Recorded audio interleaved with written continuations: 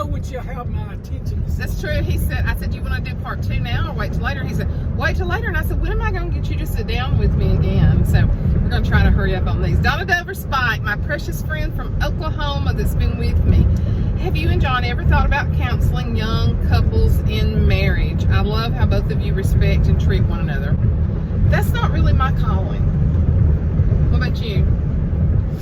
No, I would. See, Suzanne's more the teacher person, you know, and she's really, you know, done a lot of that with Go Forth and things like that. And she loves I the do mentors. counsel a lot of young women. Yeah, young women, but it's Never done it. Now, if we were, you know, closely connected to a young couple and they wanted to come talk to us about how we treat each other and things like that, I would be open to that, wouldn't you? Yeah, that would be, mentoring and stuff like that. Donna also said she would love a lesson on how to witness to your lost loved ones. Okay, we'll talk about that. That's something that we all struggle with.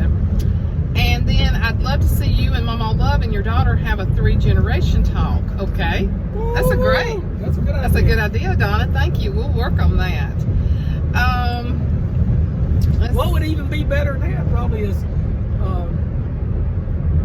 Suzanne's mother growed up really in the Depression time. She did. And she was born in 27, so that gives you an idea. And so their entertainment was sitting around and singing and playing music. And she's told a lot of that, but she's not told all that in one video, so that would be good. But I guarantee you that they might could do a little harmonizing. Oh yeah, we did. All right, now I have a real issue with this next one. Cat Lover. Now, I gotta tell you something. She said she's learning YouTube as well. So I'm starting to write out recipes for my nephews and their wives. Do you have family recipes that you make, Suzanne or John? I know you don't cook, Suzanne. What? What? I don't cook a lot, but yes, ma'am, I do cook. What? Watch yourself now. I do. Now, what's this YouTuber's name? Cat Lover. Cat Lover. But she said, Cat Lover's done some serious looking on there. I don't show that I cook or don't cook. She's just assuming. She's it out, though. What family recipes do you want to pass on to the boys and children? Cat Lover, when Ashley was growing up, I cooked every day. And then when Ashley... Cat Lover, you're home to something, but I'm going to tell you something. She tells me about all these days when she used to cook, and I said, that was that before John. It was. Era. It was the BJ era. I have not seen that. You have to. Maybe around holidays. You know, when we lived in the rental house, when we were building our house, I cooked every There's night. There's a little bit of stir fry going on there. Food is food. That's all I got to say. And I'll tell y'all, this is going to make this funny. There's a little bit of pandemic cooking there starting out. There was. That took off strong for about 4 days. About 3 weeks. 3 weeks. 3 or 4 weeks. I cooked every day. Yeah. Okay. Yeah, there was pandemic cooking that started, but it's been like Subway. There's still pandemic pantry left. It's like Subway. I have learned to make homemade macaroni and cheese, which is the biggest hit with my family. John's sister taught me how, and my son-in-law has learned how to make it. And then, I have recipes. My emails are still just rolling. Oh, just ignore them. Just ignore them. I have recipes from Mother. I made Ashley a gorgeous recipe, a hardbound printed recipe book when she got married, and got everybody to put recipes in it. I'll have to show that one day. And so I do have, and my mother can't remember how to cook anything right now, so it's kind of sad. It is sad because now Suzanne has got a nephew's wife, Lori. She can do Mother's. Yeah. Her and Jessica both can do. Oh, she does Mother's cranberry relish. Yes. And then my other niece does her chocolate cake. And so, and I really need to get those recipes from them. But Suzanne's recipes are her famous corn casserole. Yes. That John's family loves. Macaroni and cheese. Yes. She's got that. That's her two biggest. Punch bowl cake. Punch bowl cake, yeah. Yeah. And I don't cook a lot. It's just so much easier for us to grab something. Lots of times in the evening, we're just not really hungry, like for anything big. And my thing would be, if I had a go-to, is they call them John Boy burgers, but the Weber Kettle Grill is charcoal grill is what I cook on. It's great. And I do hamburgers, steaks, and usually country style ribs on it. So there. I do cook some. Itty Bitty Homestead said, I'd like to know your feelings on pre-tribulation, post-tribulation, and yeah, I'm a pre-tribulation girl. He's a pre-tribulation guy. I'm not planning on being here during all of that. I know there's actually a pre, a mid, and a post-tribulation, so that would be a good lesson. But I am a pre-tribulation believer. So, cooking videos. Somebody, Sunny Randolph, she doesn't know me very well. Sunny, listen to Cat Lover. I don't cook that much. Yeah. So, Rebecca Henson said, what is the best characteristic of your spouse? I think we kind of answered that you love. And the thing about your spouse that gets on your nerves. What is something that gets on our nerves? Nobody wants to answer first. Trying to get that. We don't fight stuff going.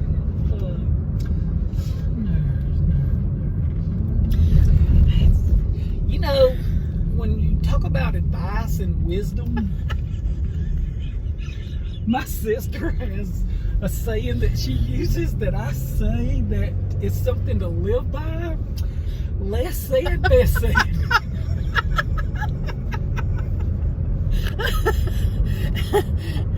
He is very scared of that question.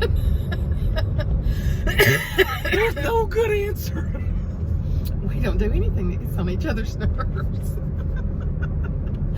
We'll pass that one, right? Let's see. I don't watch house cleaning videos because I don't have time since I'm cleaning my own house. This is Jacqueline Peterson. Jacqueline, you can consult me on house cleaning. Well, and I think that's kind of weird that you sit and watch somebody else clean their house unless yours is completely clean. I don't understand why people make those videos or watch them either. Anyway, tell us about you and John and your family fun times. Also, you teach us so much from the Bible, and I always like those, so be well and stay happy. Tell us about your family fun times. When John and I got married, Ashley was 16, going on 17, and her best friends were identical twins. And some of the most fun that we've ever had is having all those girls in our house. And they are still tremendous friends to this day, which is such a blessing. But we've had so many fun times with those girls, have we not? Oh, yeah, and it all just trips. I mean, just... And we would take them to Florida together, and they would be like grandmas when we'd take them.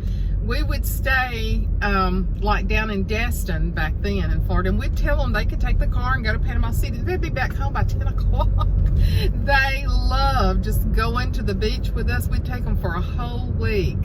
And those are just some of the happiest memories. And when Ashley was at Auburn University with them, and Brooke, their cousin, 4 of them lived together at Auburn for 3 years, and that was just some happy times too. Going to Auburn and being with her, and her coming home on the weekend, and our house being full of girls all the time.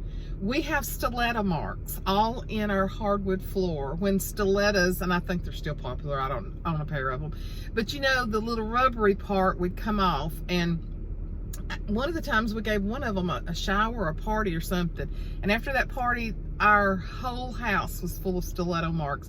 And at first, oh gosh, John is so particular, it was just like, it about drove him crazy. But then we just thought, man, those memories that came with those stiletto marks. We've had a lot of fun time in church. How was the question phrased again? Tell us about your family fun times. Oh, yeah. Just the family trips. And we always, even to this day, continue to do family trips. Right. We go to the beach with now 3 grandsons. So we've done that ever since we've had a family. And we love bringing Michael, our son-in-law. I mean, he's our son that we do not have. We love him dearly. He is the very man that I prayed for Ashley. We didn't think about home goods too. They're supposed to have everything marked way down. If you can get over, if you can't, we'll come back. but I can get up. Okay. Can you? Hey. So Michael is the son that I never had. I wanted a son really bad after I had. Actually, I wanted a girl first, so bad. I got exactly what I wanted. And so we've had a lot of fun with Michael and Ashley. We just consider ourselves so blessed to have our little family. Our extended family is not as big as it used to be, and that's, that kind of happens through the years. But we've any other family fun times that you can think of? Going shopping during a pandemic. Going to Home Goods during a pandemic. Take this off. Yeah. All right. We second. will finish up with part 2. We'll be back. Bye. We're back. My lipstick's gone because I've had my mask on. Went into Home Goods. It was pretty much wiped out. Went into Pier 1. No, we didn't. We didn't. We went by Pier 1 and it's gone. All the merchandise is gone. So, indeed. Okay, this is from my good friend Martha Seco. She's in Florida. She's a real sweet friend of mine. She said, what would your ideal vacation look like? It's a pretty good question. We haven't answered that. Haven't had that. I think my camera's dirty. Okay, what would your ideal vacation look like? Something with a lot of water, something that starts with an N, something like Niagara Falls. When you said a lot of water, I was thinking like tropics. Yeah.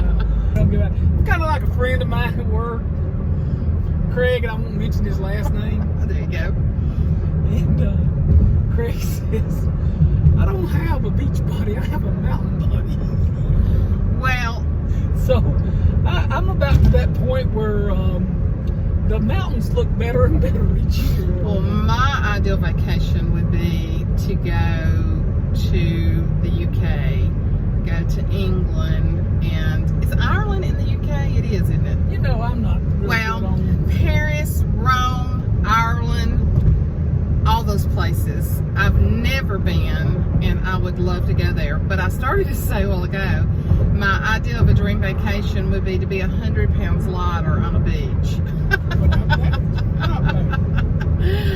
But I will take Ireland and Rome and Paris. I would love to. And go on, like, what is it, the Royal Caribbean or something? Well, I don't know about cruise ships right now. Well, I mean, Them ideally people with no got COVID stuck out on there for a month in their cabins. That'd be tough. Oh no, I'd have to kill him. He would be out saying, "You don't understand. I'm not staying in this cabin." I am a little bit leery of, because you're just so enclosed, breathing each other's air. Well, I mean, yeah, but For long periods of time. Things have changed in the past month or so. Well, Martha also said if you could change just one thing about your spouse, what would that be? Nothing.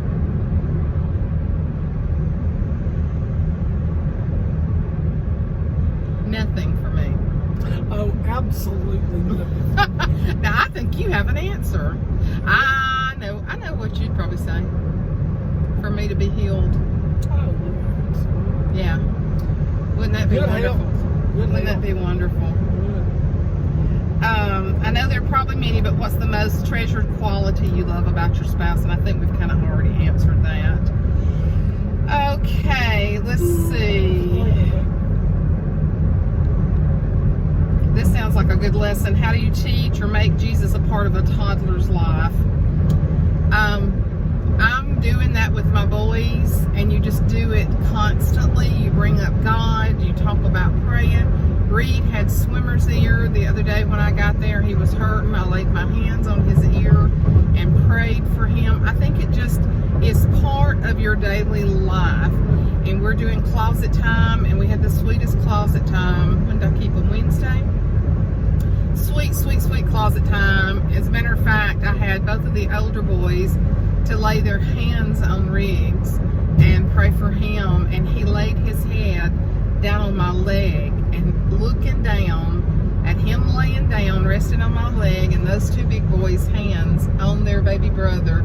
I told Ashley I wanted to grab my camera so bad to make a picture, but I knew I would have ruined the moment. So I just think it's part of your everyday language. They see you studying, they hear you praying, and it becomes a part of their life. They accept it just like they accept other things in your life. And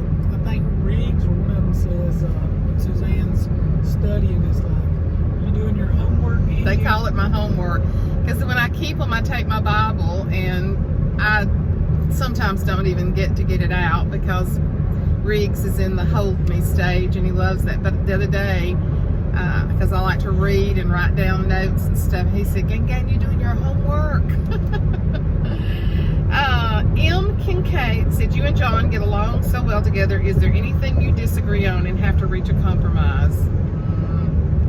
No. I would enjoy seeing a lesson on how to keep Bible study and prayer from becoming a routine on your journals. So those were just several suggestions from M. Kincaid. Dorothy Pierce says, how do you... Go back to that. What was it? Is there anything that you disagree on and have to reach a compromise on the disagreement? I was just trying to study that. Is there something? Because they're asking the questions. Yeah. Don't skirt the question. I did, and I said no, but I mean, because we had kind of talked that we don't fight. So. Yeah, we don't fight. But is there something that we've had to reach a compromise on a disagreement? Yeah, I was trying to think of that. Sometimes just to shut up. Sometimes to leave each other alone for a little space. It's been raining here. Oh, what gave that? Sometimes ignoring your husband's smart mouth. A compromise. It's a compromise. Anything you can think of on that? I couldn't. And she also said that she'd like, because I'm going to list things that they want on lessons, how to keep Bible study and prayer from becoming a routine. Said keep doing the car chats with Mama Love. Here's one from Sherry Hamilton. Is John's daddy still living? No. We tragically lost him in 2006, I think it was. He went in for arteriogram procedure and woke up during the procedure, and they didn't have him restrained, and he pulled all the tubes out of his throat, and then later really died from complications of that. It was really negligence. He did. They should have had him restrained. They didn't. And then once he pulled all the stuff out, they didn't check for internal bleeding. And he did bleed internally. So, yeah. It was very, very sudden. Yeah. Because when I talked to John 1 minute, he's in the hall, he's fine, the procedure's over, and John calls me back in less than 10 minutes and tells me he's gone. So it was not foreseen at all. So, Deborah Tucker said, what relatives did you mention that years ago sang with the Gaithers? We have most of their CDs. It was Joel and Labriska Hemphill, the Singing Hemphills, Candy Hemphill Christmas. She runs the Bridge Ministry in Nashville. She is my second cousin.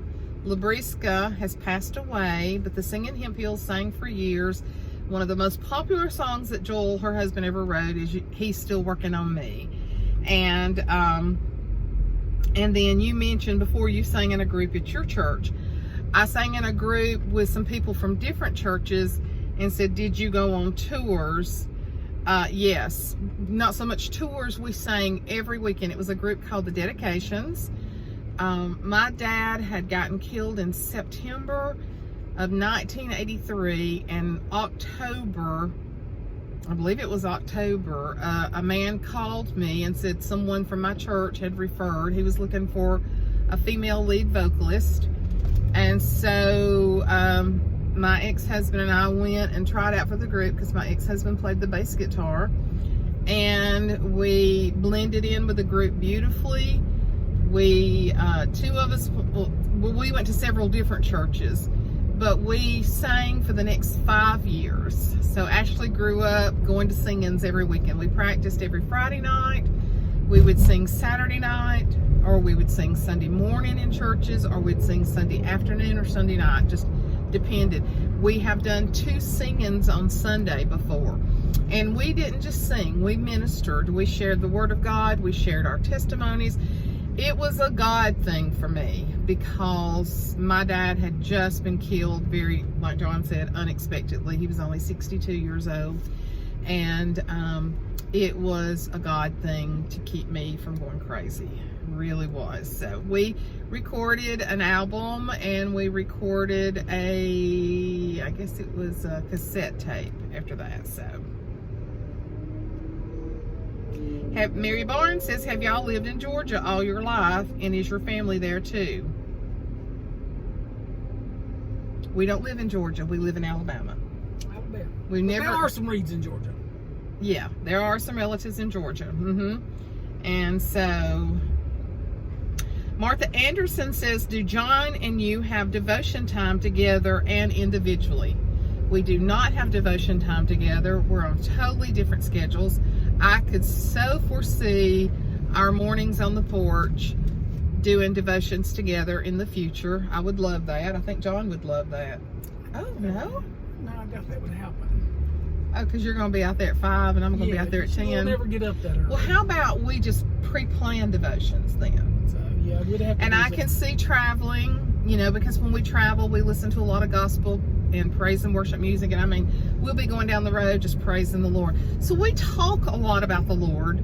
We talk about situations, but do we study together? No. John hates to read, but right now, well, even before the pandemic hit, John works very long hours. And when John comes home, he's exhausted. And so we don't, but we go to church together, we sit together, we worship together.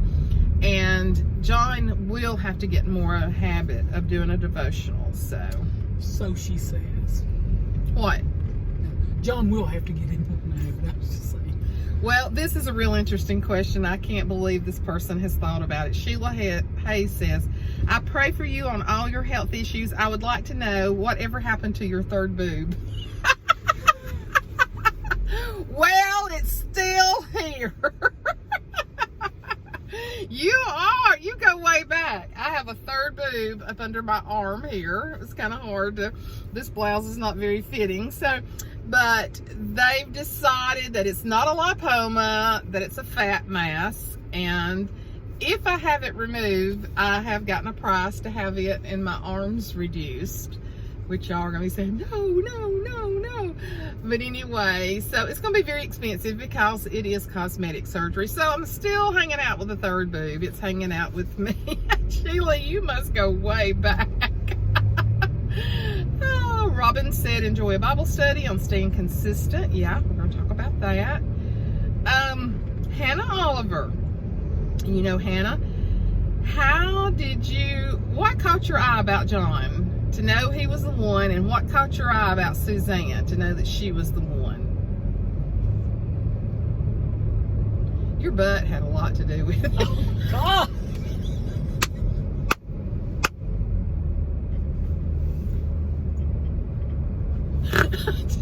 did you just say that? Or you're not going to say the same thing? I was going to say the same thing. That's what I thought. Hannah, you have to understand that John and I knew each other when I was married before, and so I never thought anything about John. He never thought anything about me, and it was really just God bringing it all together. But can't help but notice something that's in front of you, and I'm not dead, so. Did I embarrass you, babe? Yes. What's your number one advice to make a happy marriage? You gotta be 100-100. You can't be 50-50. Right. You gotta be 100-100. You gotta support each other. And even when you get mad, you gotta love each other. And I respect John so much. I respect who he is, his integrity, like I said before. And my advice to young women is to remember the things that you fell in love with your husband about. Never forget those things. So, we're fixing to be turning this up. Do you want to go on over the home goods and then come back? I really would like to eat. I'm hungry. See, that answered the question. See, there's a compromise. I'd soon go to home goods. Had you? And come back. But I choose to go with her. I'm just really hungry. Because she's really hungry. Yeah. Or what did the cup say that you are? Hangry? Or I'm hangry. Hangry. Sharon F. said, I'd like John's tips for staying cheerful and supportive when your spouse has chronic health issues.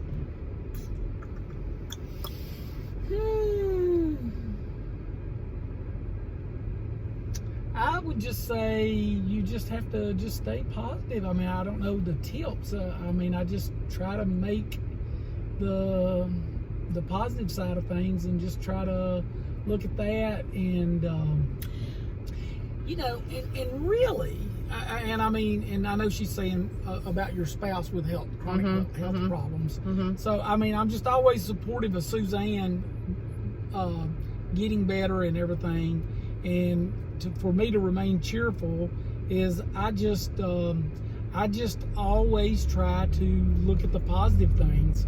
And we had some friends that come up during one of the hurricanes and stayed with us, and of course we prayed. You know, we all cooked and all that and prayed, and one of their things is they always ask the Lord for how does Sheila and them say it, to bless those that are less fortunate.